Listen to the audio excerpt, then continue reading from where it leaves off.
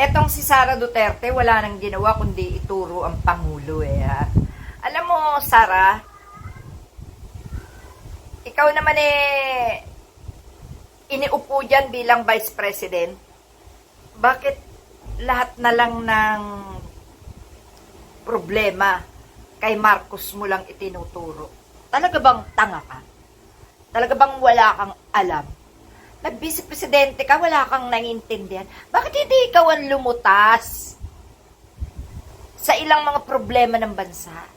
Bakit kailangan mong ipatanong sa taong bayan kung ano ang magagawa ng Pangulong Marcos sa nangyayaring crisis at sa nangyayaring pagtaas ng gasolina at naaapektuhan ang taong bayan? Alam mo, hindi naman sana ganito kung hindi ka naging pasaway sa gobyerno.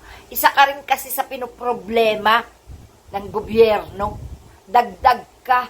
Pagkatapos turo ka ng turo. Imbis na tulungan mo yung presidente mo, wala kang ginawa kundi turuan ng taong bayan na si Marcos ang pukpukin. Leche ka. Lumayas ka na dyan sa iyong pwesto nang wala na kami pinapasweldong vice-presidente. Total, wala ka naman silbi. Aba? Tanungin daw si President Bongbong Marcos kung ano magagawang solusyon para sa mga taong naapektuhan ng pagtaas ng langis. Bakit? Talaga bang wala kang magagawa? Kahit sana nga ini-impeach ka, magpakitang gilas ka man lang sana na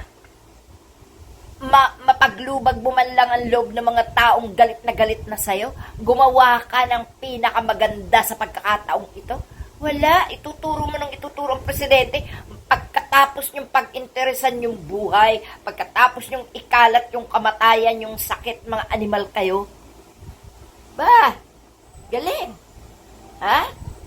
Bakit daw hindi itanong sa presidente, sa Pangulo, kung ano ang magagawa niyang solusyon? At hindi ka gumawa ng solusyon. Nakakaisip ka ng mga solusyon. Hanggang bunganga ka lang ng bunganga. Hindi mo naman kayang gawin. Naku, Sara, sayang ang pasweldo namin sa'yo, hayop ka. Lumayas ka na dyan. Lumayas ka na. Lumayas ka na.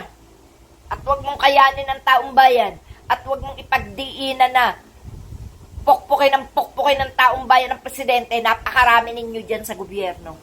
Napakarami ninyo na dapat tumutulong sa paglutas ng mga problema. Mga animal na to.